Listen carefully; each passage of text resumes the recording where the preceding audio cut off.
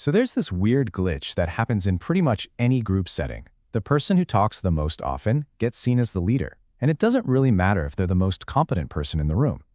Now you'd think that's a bug, right? A system failure. But the data suggests it's not a bug at all. It's a protocol, a ruthlessly efficient operating system for sorting out hierarchy.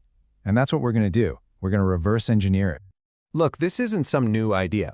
Putt's law nailed this paradox decades ago, and it's kind of our forensic baseline for this whole investigation. It points to this massive gap, this decoupling between who's actually capable and who ends up in charge. So the real question is, what's the mechanism? How does this actually work under the hood? Okay, so this is where the data gets really wild. If you look at decades of research, the link between someone's actual intelligence, their IQ, and whether they emerge as a leader, well, it's weak.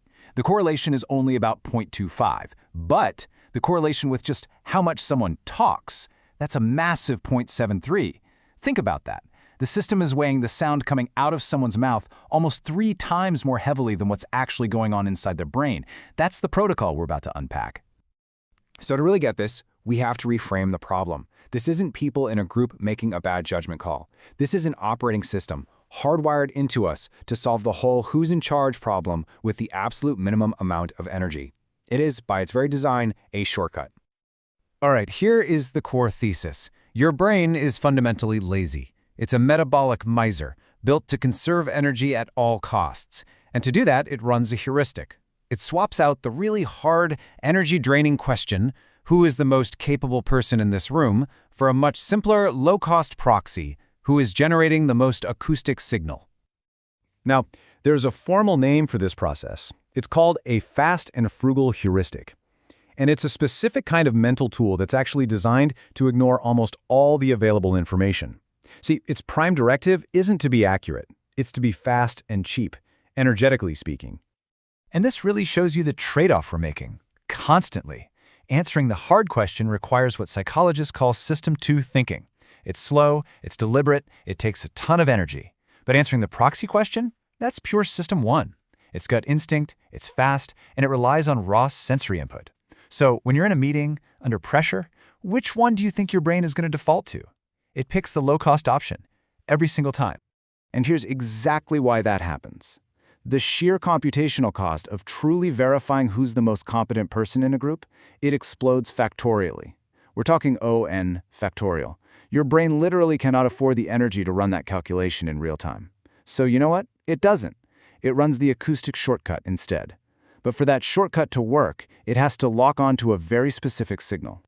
And that signal is confidence, broadcast almost entirely through speaking time. But here's the protocol's critical vulnerability. It cannot tell the difference between the signal of true expertise and the noise of just pure confidence. To the heuristic, they look identical.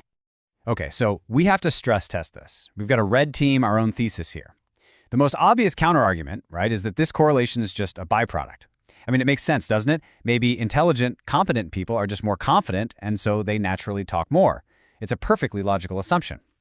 But the primary source data completely refutes that idea. This right here, this is the smoking gun, from a 2020 study by McLaren and his team. Think about it. If the byproduct theory were right, controlling for IQ and expertise in the experiment should make the effect go away. But it doesn't. The effect of speaking time remained direct, positive, and significant. Speaking time is not a byproduct. It is its own independent variable.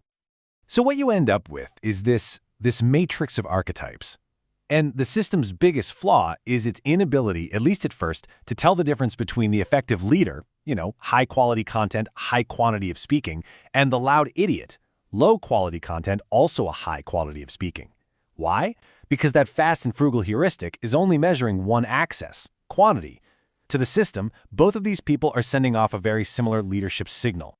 And this brings us to the most critical point, an incentive decoupling. The group's stated goal is to find the most accurate solution, but the ancient operating system running in each person's brain has a totally different goal: solve the coordination problem of who's in charge as quickly as possible just to reduce social uncertainty and save energy. That gap right there is where the next problem begins. This decoupling leads to the system's absolute most catastrophic failure mode. It's not just about making errors. Under very specific conditions, the protocol doesn't just fail, it inverts. It actively starts selecting for the worst possible outcome.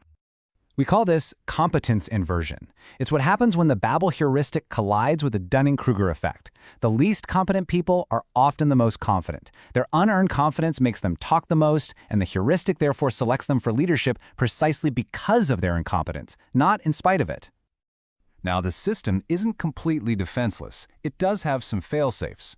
Groups have a built-in tolerance for dominance, what researchers call a dominance penalty. Analysis is actually calculated an inflection point around 0.75. When one person tries to dominate more than, say, 75% of the conversational space, the group starts to apply a status penalty. It's a negative feedback loop to keep things in check. However, when you analyze this failsafe, you find a critical vulnerability. The penalty is not applied uniformly. Studies of interruption networks show that the exact same action is coded differently by the group based on the actor's social status. An interruption by a man is frequently processed by the group's OS as assertiveness. The same action by a woman is often processed as aggressiveness. The failsafe has a documented variable application. So we're dealing with an ancient heuristic. The real question becomes, how does this thing perform in our modern digital world? Has technology finally patched this bug, or has it just amplified it? Let's be absolutely clear. The system isn't broken. It's an incredibly efficient piece of wetware and is perfectly optimized to do one thing: select for audible confidence as a proxy for competence. For millennia, that was probably a good enough solution. But in the complex domain of modern knowledge work, that proxy has become critically, dangerously decoupled from reality. So we'll end not with a question, but with a predictive indicator for you to watch for.